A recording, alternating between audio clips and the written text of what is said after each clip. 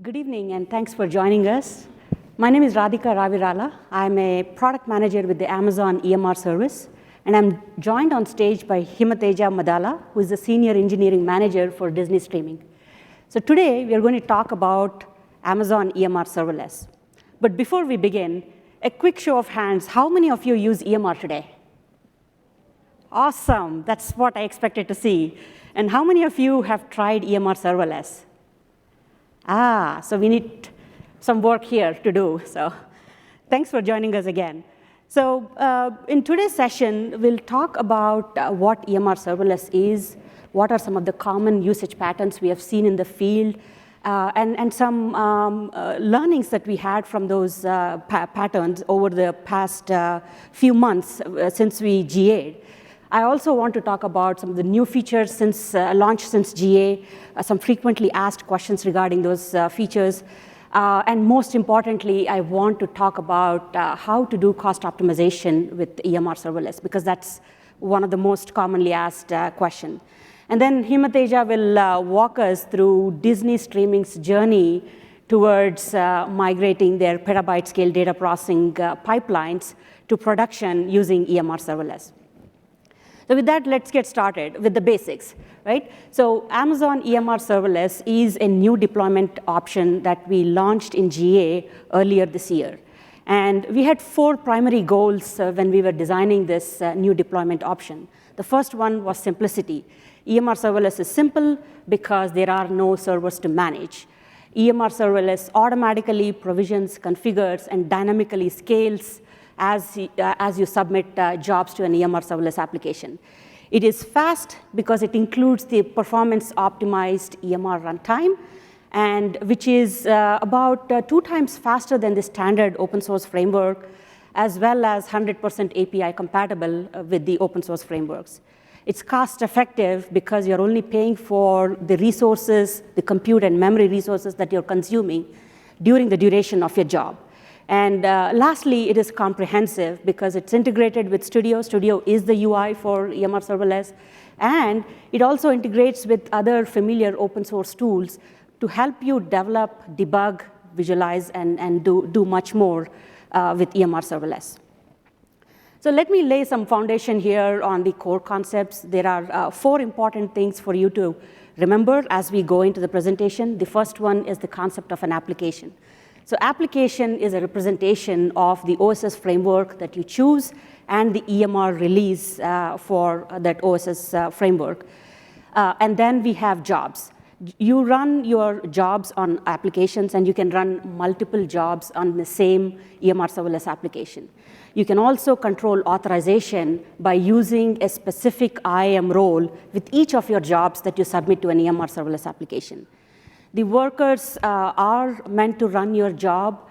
They run the OSS framework that you chose when you launch your application, and you can change the size of these workers to adjust for performance.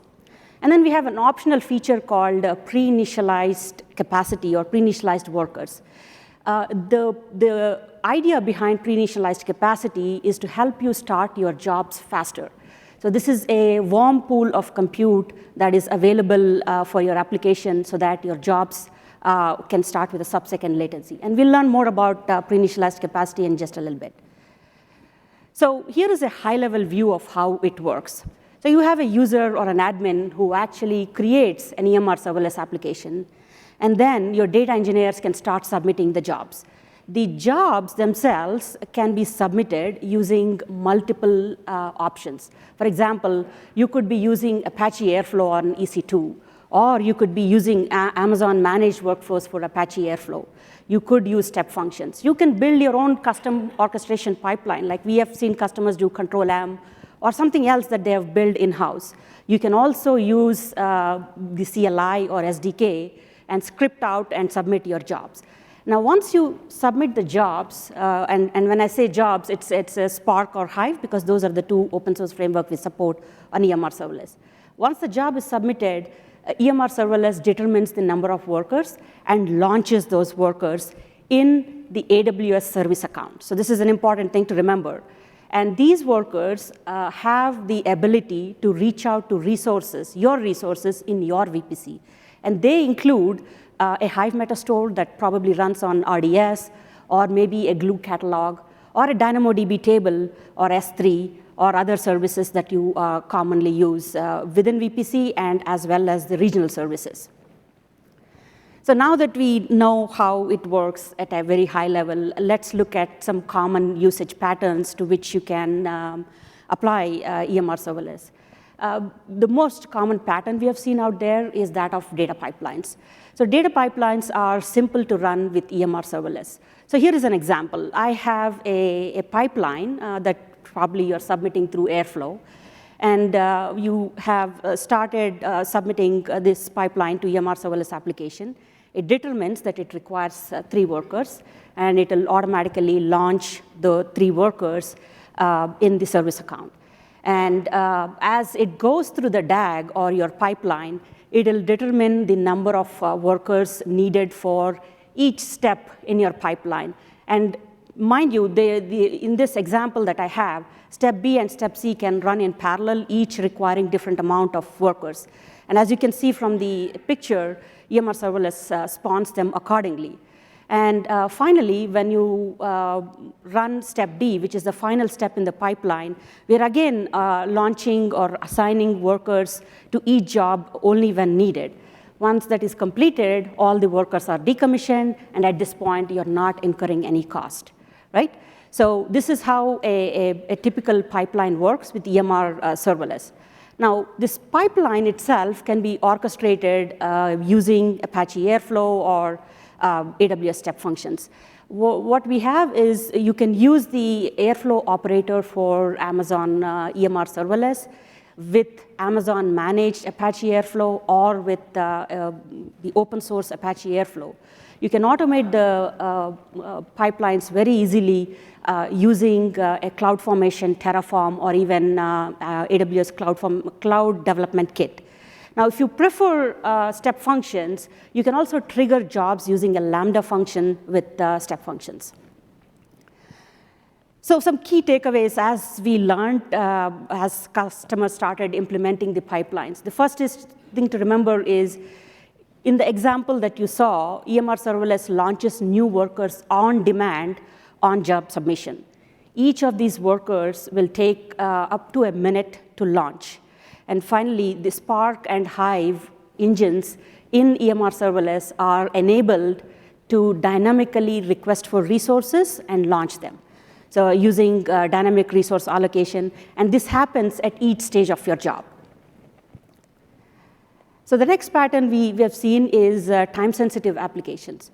So we have a lot of customers who want to start the job because they have an SLA to meet, or maybe they want the job to start right away with a sub-second latency. So to enable those use cases, we have something called pre-initialized capacity. It's nothing but a serverless warm pool for applications. So as you can see in this picture, I have a EMR serverless application created with a pre-initial capacity of 10 workers. Now, when I start the application, the workers get into a ready state, and they are ready to run your job.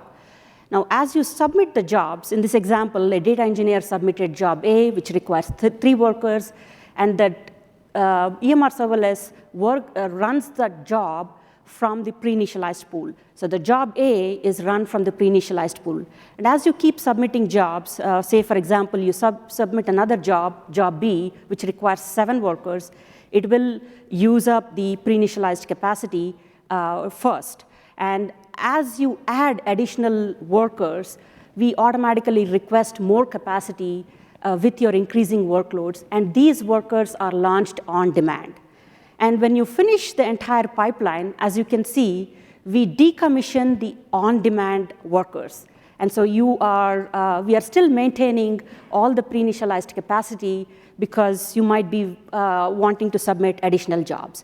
Now, when you stop the application, even the pre-initialized capacity is decommissioned, which means that at this point, you're not incurring any cost.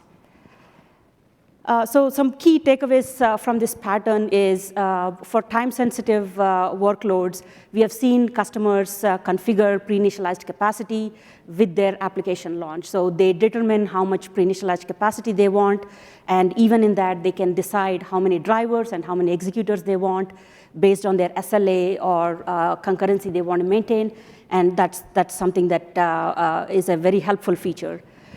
New drivers and executors are launched on demand as needed by the jobs. So you define a certain number of drivers and executors at the beginning, and as the additional jobs demand, more are spawned.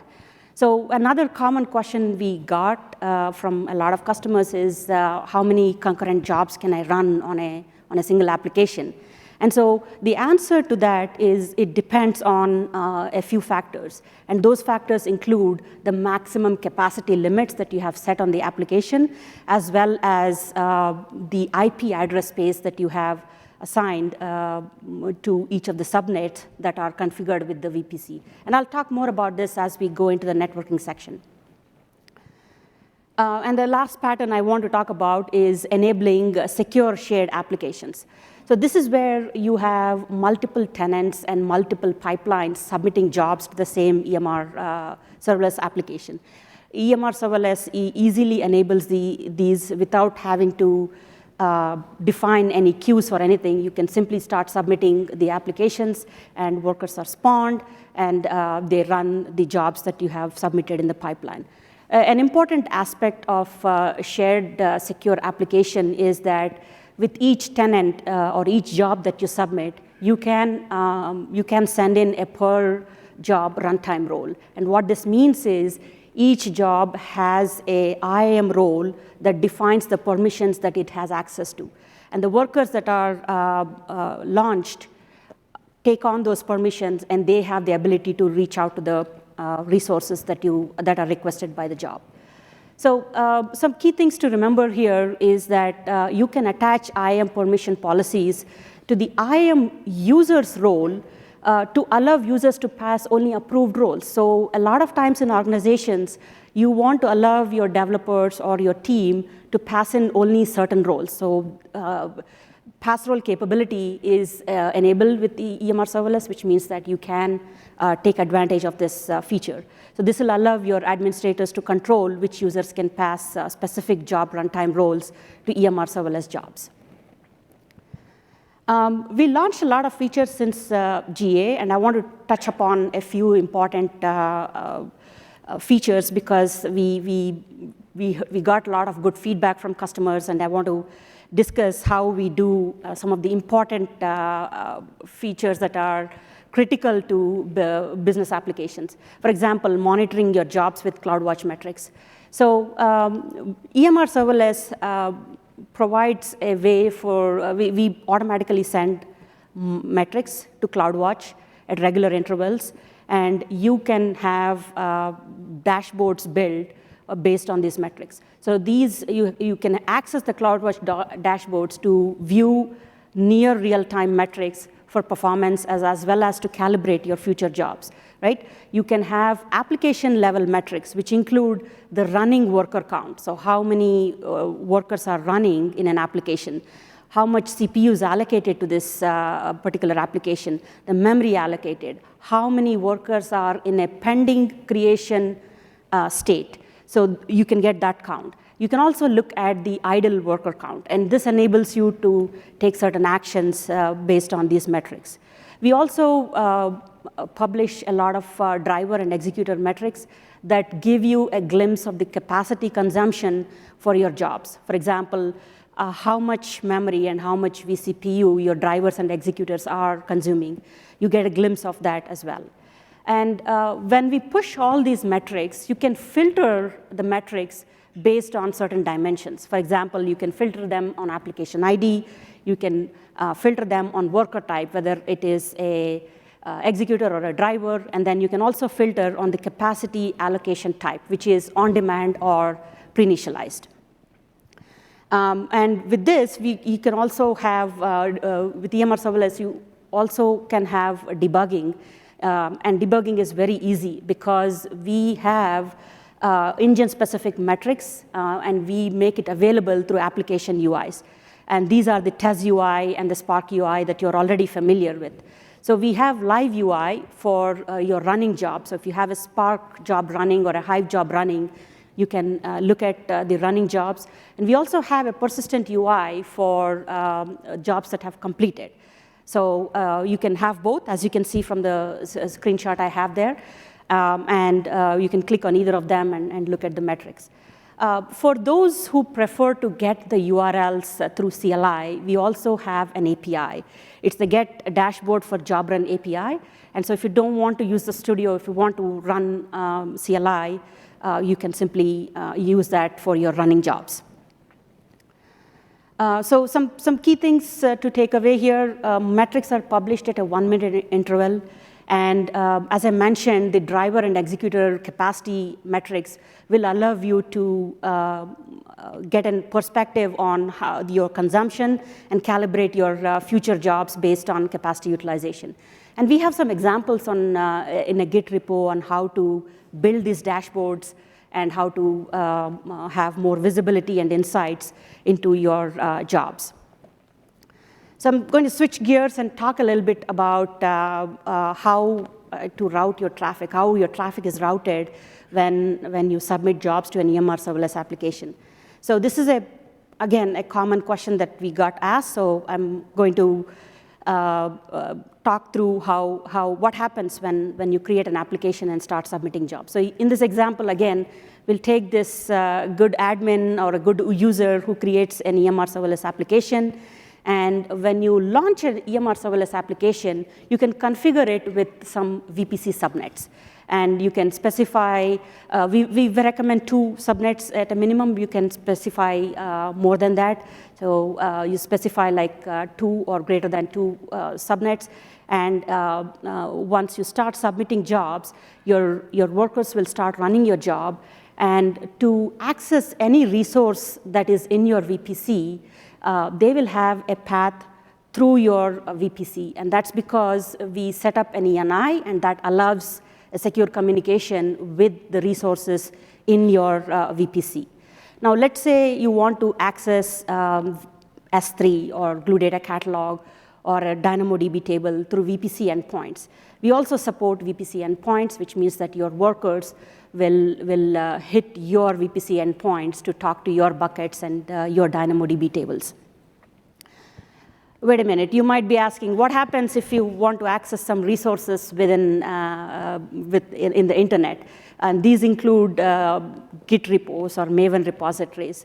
So again, if we take the same example, we have an EMR serverless application configured with a private subnet, and then the user starts submitting jobs. And these workers will start accessing, they need to reach out to GitHub or a Maven repo, and they will have a path through your private subnet. And as long as your private subnet has a path to reach a public subnet through a NAT gateway or another way, you will be able to access these resources in the internet.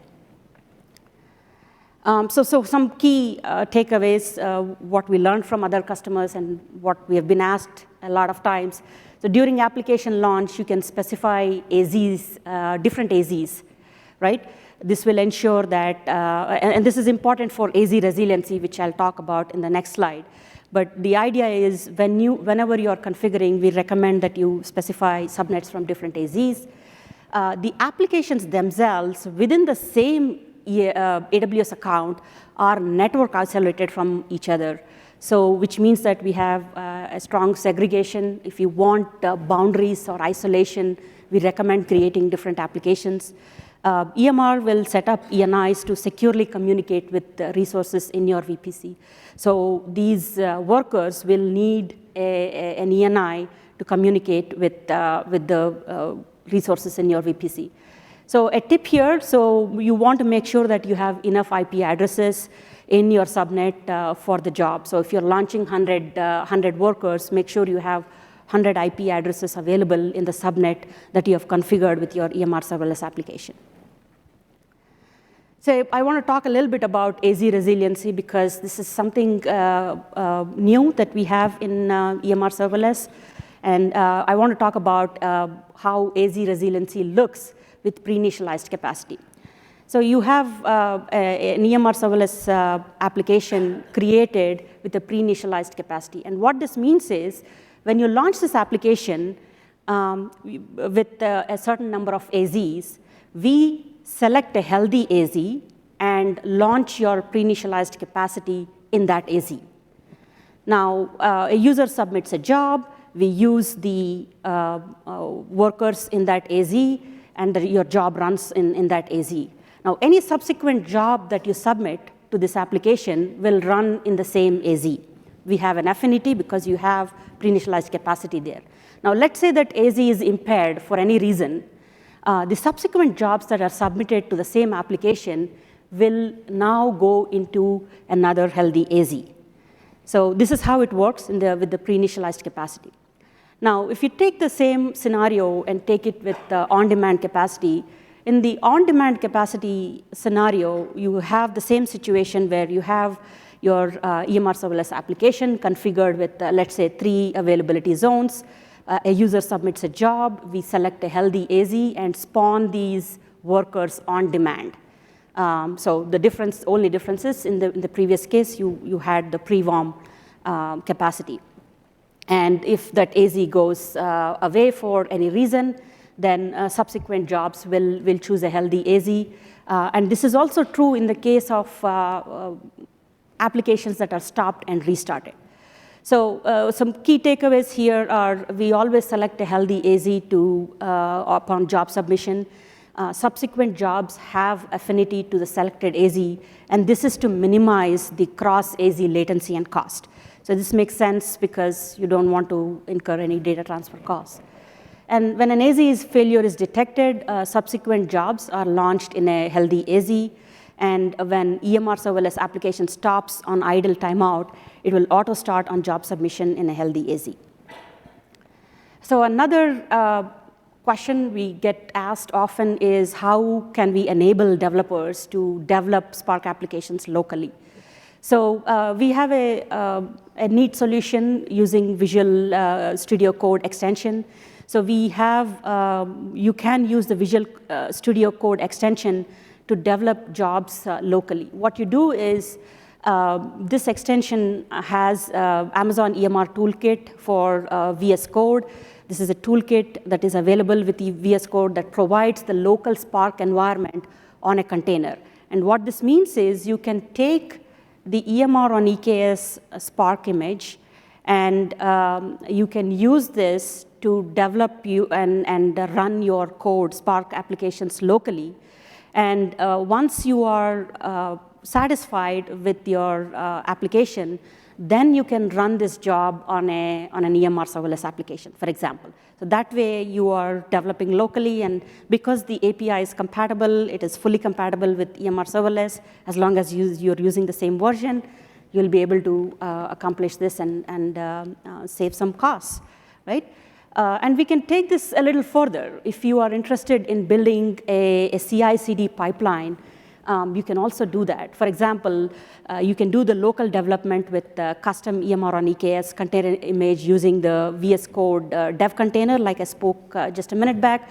And then you can explore and iterate on your Spark application, let's say using a local Jupyter notebook. And then you can create your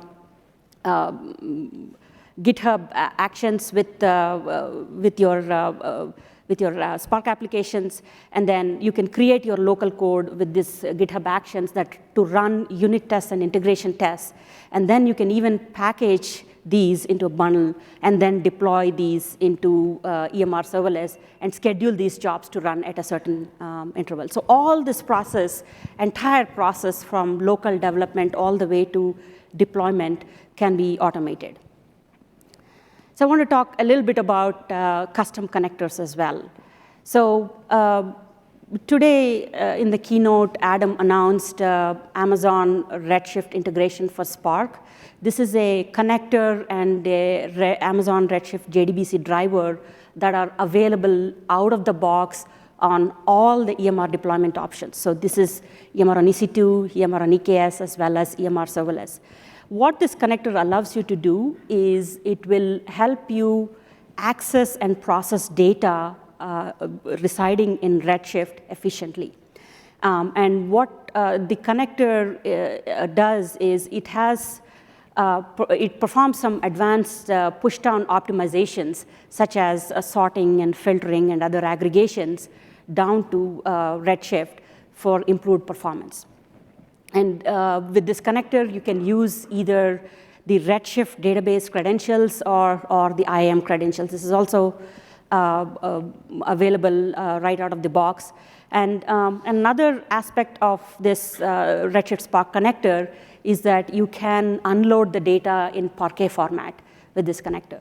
So highly encourage you to look at the what's new and try this connector out and share your feedback with us. We also have included a connector for DynamoDB in EMR serverless image. And what this means is you can export, import, query, and join tables in DynamoDB table. So for example, a lot of times, data processing jobs involve combining data from a variety of sources, and that includes a DynamoDB table. And so you can process data directly in DynamoDB or join data in DynamoDB with other data sources, such as data in S3 or maybe RDS or other storage layers that you may have, and process or curate your data that way. And the last point I want to touch upon here is the DynamoDB connector is available with cross-account as well as cross-region tables, which means that your DynamoDB table can be in a different account or in a different region. You can still do this. A lot of customers also asked us about building transactional data lakes. So this is Hudi, Iceberg, and Delta Lake. So EMR Serverless includes all these in the image, which means that you get this functionality out of the box. So if you're currently running any Hudi apps or Iceberg or Delta Lake apps, they should run as is on EMR Serverless. This is just for reference if you are looking to compare what functionality exists among all deployment options. This is a high-level view. It is also available in our FAQ. I put this slide in because a lot of customers have asked for some sort of comparison to understand what functionality is available. So this is a decision-making table. So if you are looking for the functionality, then this will help you summarize it in an easy way. And then I want to talk a little bit about cost optimization. So this is a important topic for a lot of customers because with EMR customers, cost is the most important factor because they have many levers that they can pull in order to cost optimize their clusters. So in EMR Serverless as well, we have 5 different levers that you can use to optimize on cost. So the first one is you're only paying for the resources that you're consuming. So as I said, at each stage of your job, we spawn a certain number of workers, and the runtime of the workers is what you pay for at the end of the job. The second thing is we do fine-grained scaling, which means that it also saves costs when you are trying to scale as your workloads increase on the same EMR serverless application. So we launch workers only as needed, and we get periodic inputs to do this at a very finer scale. The third thing is, the third lever you have is application idle timeouts. So a lot of times you can adjust the auto stop configuration in order to tell EMR Serverless when to shut off. For example, if you are running an EMR Serverless application with a pre-initialized capacity and you don't want to incur cost, you can set an idle timeout of, you can go as low as 1 minute. So default time is 15 minutes, but you can go as low as 1 minute. And that way, when your application is idling for 1 minute, it will automatically shut off, and you won't incur any cost. So that's another one you can use. We also have application and account level limits. What that means is for an individual application, you can set the max capacity limits to a certain number of vCPUs and memory, as well as storage. And this will allow the administrators or your data engineers to have better cost controls or have guardrails in order to stay within your budget. And that's very easy to do. You can, when you're launching an application, you simply specify the maximum capacity. And then just last week, we launched support for Graviton-based workers on EMR Serverless, which gives you up to 35% better price performance. And so we have also seen about 15% improved performance with our Spark and Hive applications. It's very easy to start with Graviton. You just launch your application and specify the architecture as ARM64, and that's all you need to choose when you're creating the application. So it's as simple as that. So please take advantage of Graviton 2 in order to lower your costs. Finally, I want to touch upon one of the most commonly asked questions in 2022 for us, which is how do I compare the cost of my existing jobs with the EMR serverless cost? So if you have existing jobs that you're running on EMR on EC2, and you want to see what it looks like on EMR serverless, it's very easy to do that. So if you think about it, EMR on EC2 pricing has 3 components in it. One is the EC2 cost that you pay for the instances. The second one is the EBS volumes that you have attached. And the third is the EMR cost. And you can get all these details very easily based on how you purchase the EMR the EC2 instances. And then if you have set up tags for your clusters, you can run the cost explorer to see the cost of that the cluster itself. Now, what you can do is for the jobs that ran on your EMR on EC2 clusters, you can aggregate the total vCores and the total memory seconds consumed by the applications that ran on that EMR on EC2 cluster and multiply it with the price of EMR serverless, and that will give you the price of EMR serverless, what it would cost if you were to run the same job on EMR serverless. And to help you make this easy for you, we have also created a cost estimator. It's a Git. It's in a Git repo, and you can run that script and point your Spark event logs to it, and you should be able to simply get the cost estimate.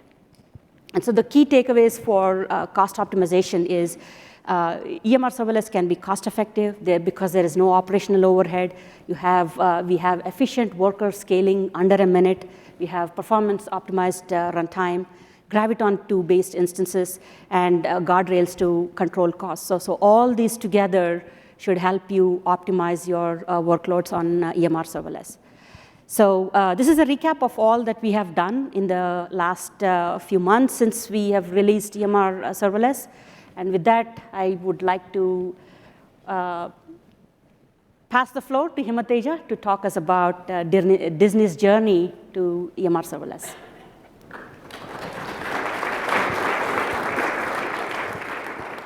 Thank you, Radhika, for the lovely introduction.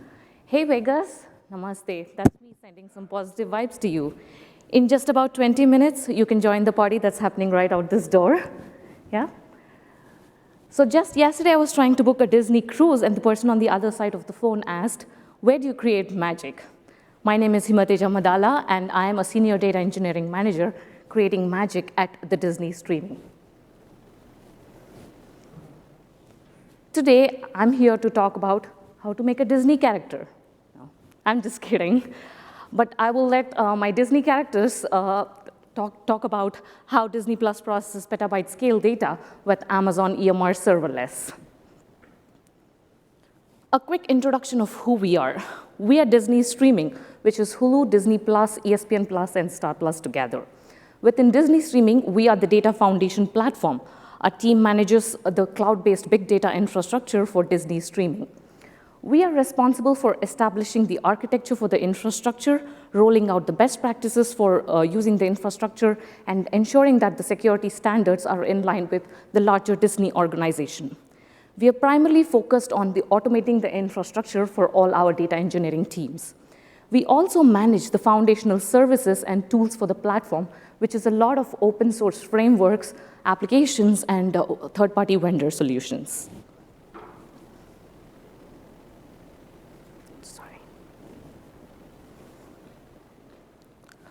Our business challenge is to quickly and cost-effectively process petabytes of data and provide clean, unified, and standardized data and data marts to our downstream systems in near real time. This data powers the analytics, data science, executive reporting, and BI, and they use it to derive insights. An example of that will be our ESPN Sports Analytics team trying to analyze our clickstream data in order to understand the user engagement with our apps. A quick look at the scale at which we operate. We were originally a monolith platform, multiple monolith platforms, each of which running in their own silos with their own security standards and practices. Ever since then, we unified our platform, and today the platform handles more than 100 AWS accounts with 50+ services running on them. We handle more than 20 petabytes of data. Our platform hosts more than 15 teams, which are spanned across Disney+, ESPN+, and Hulu. Since we host a lot of teams and we cater to a variety of use cases, whenever we bring a new service to the platform, there are a lot of design considerations in mind.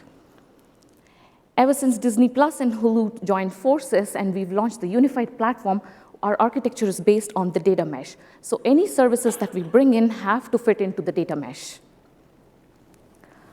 Onboarding and supporting so many teams means that we want the teams to run autonomously and in isolation. This means that multi-tenancy and parallelism is a key requirement for us. The data engineering teams we support have strict SLAs to provide data to the downstream systems. So the underlying infrastructure has to be highly available and reliable. While the data engineering teams are focused on producing data assets that they can share with their business partners, we are focused on the cost optimization techniques so that we can keep the costs in check. We do it by having preemptive scaling of all our clusters and only paying per use for all the services that we use. While we want the data engineering teams to run autonomously, we still want to have our eyes everywhere so that we are proactive in case of some issue. That means that we want to collect all logs and metrics from the services and into our observability framework. So any service that we bring in has to integrate very well with our observability framework. We want the services that we bring in to have inbuilt security features that help us maintain the security posture and align well with the larger Disney standards. And finally, services have to integrate well with all third-party vendor solutions and open source frameworks and other applications. Until last year, we were running EMR on EC2, and it's gotten us this far. However, there were a couple of pain points because of which we started looking at other solutions. The fundamental reason why people moved away from on-prem into the cloud is they wanted to eliminate the cluster management pain.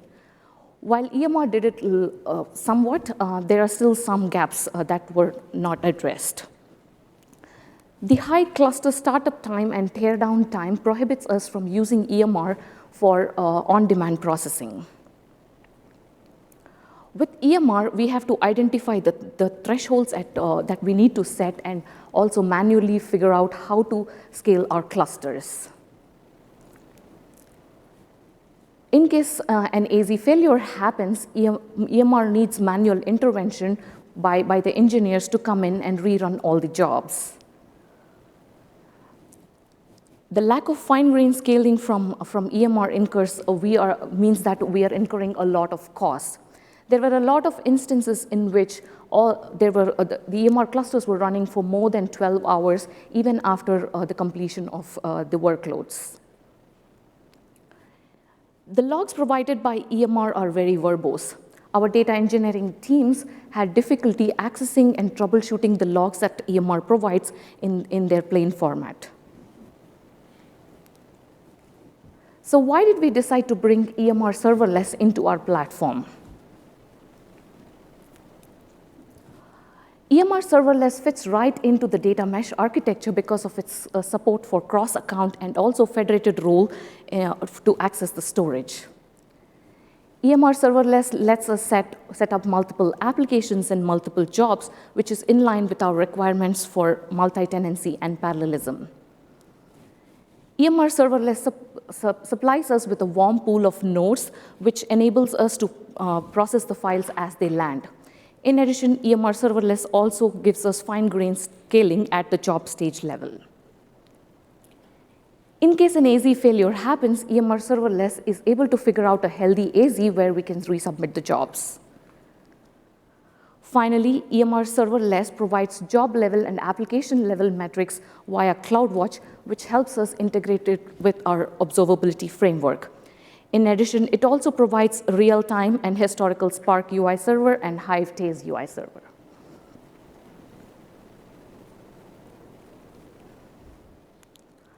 Let's talk architecture. This is a 300-level series, and this is the deep dive you have all been waiting for. At the heart of our data platform is the principles of the data mesh.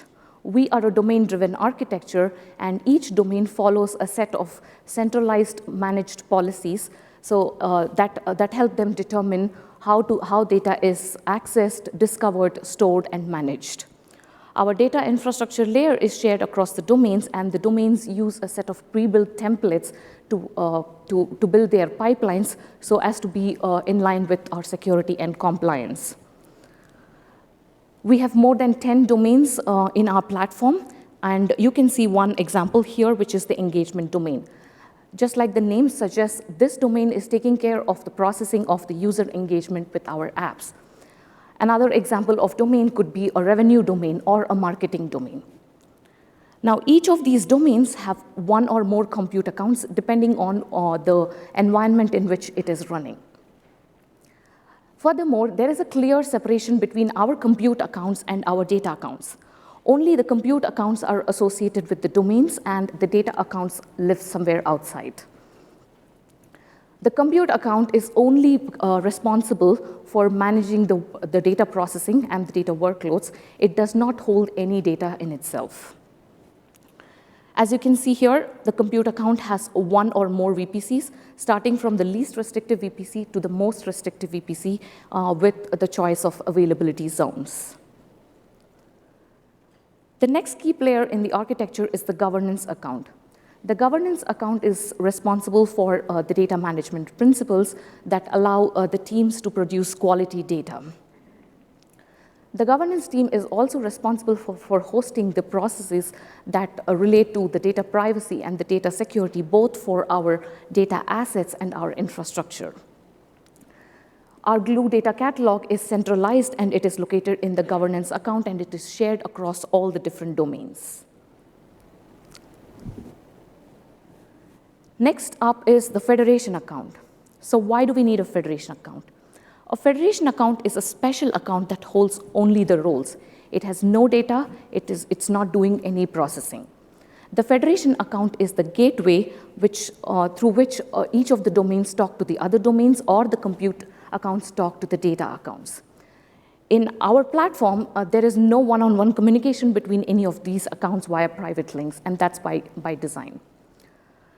The concentration of all the permissions in the federation account allows the governance team to quickly understand who has what level of access to our data assets. Furthermore, the federation account also allows us to work with the upper caps on the total number of roles that you can create.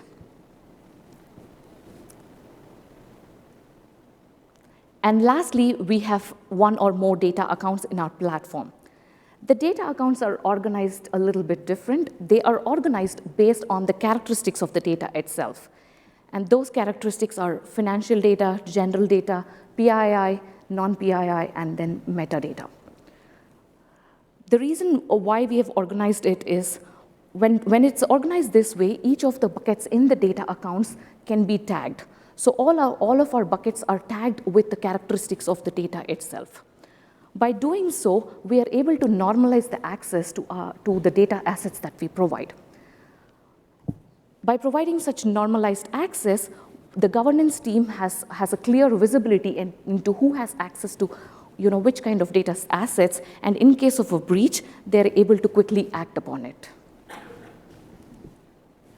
As you can see, this architecture is highly scalable. You can keep on adding domains with one or more compute accounts. You can also horizontally scale your data accounts and work with the upper caps on the total number of buckets that you can create. Furthermore, if you want, you can also add one or more federation accounts. In our case, because of this architecture, we were able to integrate accounts from multiple business segments into the umbrella of the federated governance.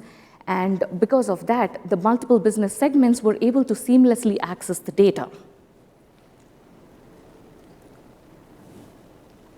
All right. So now I'm going to explain to you how EMR Serverless fits into this architecture. So let's assume you have a Spark workload that you want to run, right? So you will go ahead and set up a single EMR serverless application as it's shown here. So please note that when you set up an EMR serverless application that runs Spark workloads, you could run either Scala or PySpark applications. So an application is just a container which is running one or more jobs, right? So within the application, each job is assigned a runtime execution role. So first, the job uses the runtime execution role to talk cross-account to the governance account and fetch the metadata that it needs about the data assets. Next, the runtime execution role will assume a role that is living in the federation account. So this specific federated role has all the necessary permissions that it needs to access the exact S3 bucket to fetch the data. For the data account, any traffic that is coming from the federation account is trusted, and hence the data access is provided. So using this pattern, our job is able to talk to the data account via the federation and get the data that it needs, perform the processing, and write back the data. Next, let's assume that you have a Hive workload to run. So you will go ahead and set up a Hive app, another different EMR serverless application, because it's a different framework. So the Hive app will have jobs under it, and the jobs will have the runtime execution roles. So your Hive role will talk to the Glue data catalog sitting in governance account and fetch the metadata about your data assets. The Hive role will now assume a different federated role. This Hive federated role has a different permissions than the first role, and it has permissions to the exact specific S3 buckets that it needs to access. Now let's assume that you have another Spark workload that you need to run. However, this workload is much larger in size than the first use case. Or let's assume that your team wants to use a different version of Spark than what is set up in use case 1. So that is when you will go ahead and set up a different Spark EMR serverless application. And the jobs inside this application will use the same path to access the data accounts and fetch the data and perform the processing. So what I've shown you here is just one example of one EMR serverless running in one single domain. This can easily be extended to multiple domains, and then all these different domains can talk to each other via the federation account. So now I'm going to show you how, I'm going to explain how we fit in multi-tenancy and parallelism.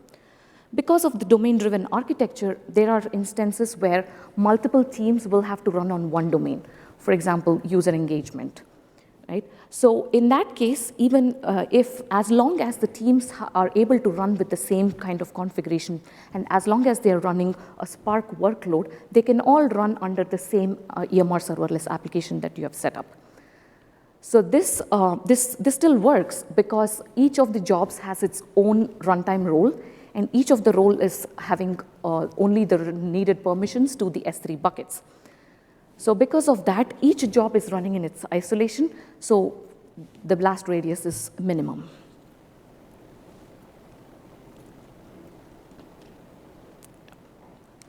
I'm now going to explain one use case and show you how we have set up EMR Serverless for that particular use case. So the use case is for us to process clickstream data coming from 3 different brands, ABC, 21st Century Fox, and ESPN. Each of these brands have 1 or more suites under them. A suite is simply a channel through which our users interact with us. Across the 3 brands, we have more than 30 suites. And these 30 suites are sending files to us throughout the day, landing anytime. So what you can see on the right is the command that we have used to spin up our EMR serverless application. And you can see that it's running on EMR 6.8.0, and it's running a Spark workload. We have selected driver count of 3 because we have 3 different brands to process. The executors were set to 100. So we used to run this job on EMR, and we used to, the optimal number of executors it was using was 400. So we derived some learnings from there, and we set our initialized capacity to 25% of it, which is 100. For the CPU and memory, we use the standard configuration provided by EMR Serverless, which is 4 vCPU and 30 GB. Please note that every job that is under a specific EMR Serverless application has to comply with this configuration that you provide. I'm now going to talk about a special feature of EMR Serverless which makes it shine, the fine-grained scaling. So in our case, when we spun up the EMR Serverless application using that config, it was able to bring up 100 executors within 1 minute of starting the application. From there, as and when the job progresses through its different stages, EMR Serverless kept adding and removing nodes. So you can see at the 10th second, EMR Serverless added 5 executors. Then at the 20th second, there is some complex processing happening, so it's adding around 10 executors. And once the complex processing is finished, you can see that EMR Serverless is removing the executors.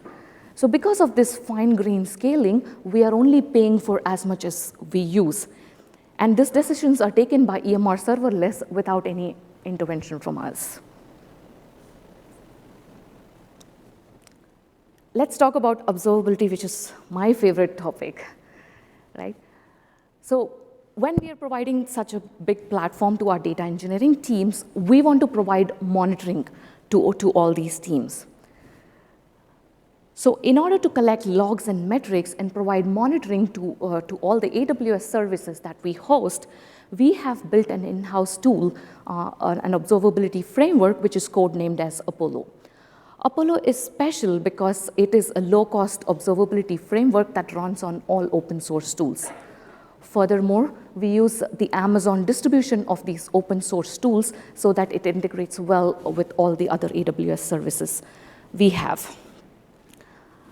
Here, a quick list of the open source tools that we use. We use Amazon Managed Prometheus, AWS distribution of OpenTelemetry, Amazon OpenSearch Service, and Grafana.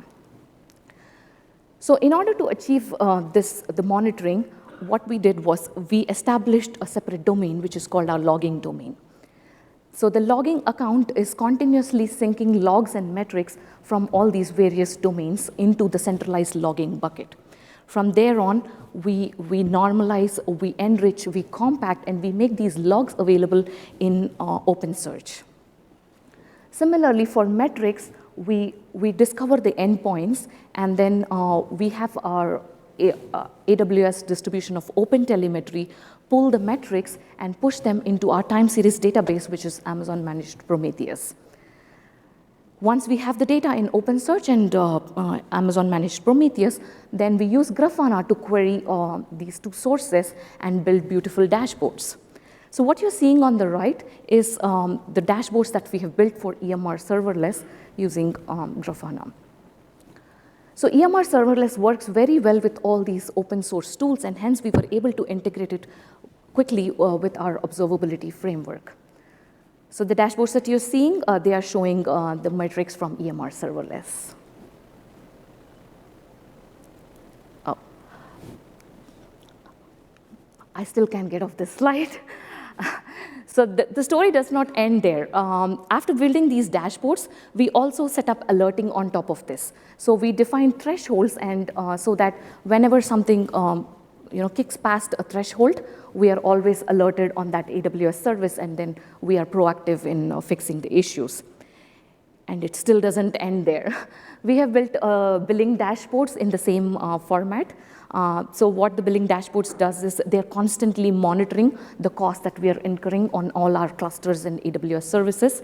And when the cost shoots, then we jump in and we try to figure out how to better run in an optimized way. So from our journey from EMR to EMR serverless, this is what we have achieved. We have moved away from our monolith processing, and we have moved to on-demand processing. We process files as they come in, and now we are able to supply data to our downstream systems in real time. We have a much more simplified job setup and organized job workflows. We have completely eliminated the cluster management pain, and we let EMR serverless take the decisions for us. Airflow has a native operator for EMR serverless, which helped us migrate our EMR jobs to EMR serverless without incurring much tech debt. And last but not least, the cost savings. So on the right, you can see that we ran the same job with a similar cluster config, both on EMR on EC2 and EMR serverless. So with EMR on EC2, the job took around 1 hour, 18 minutes. That is including a cluster startup and teardown time of 20 minutes. The same job was set up to run in parallel on EMR serverless, and it finished in 54 minutes.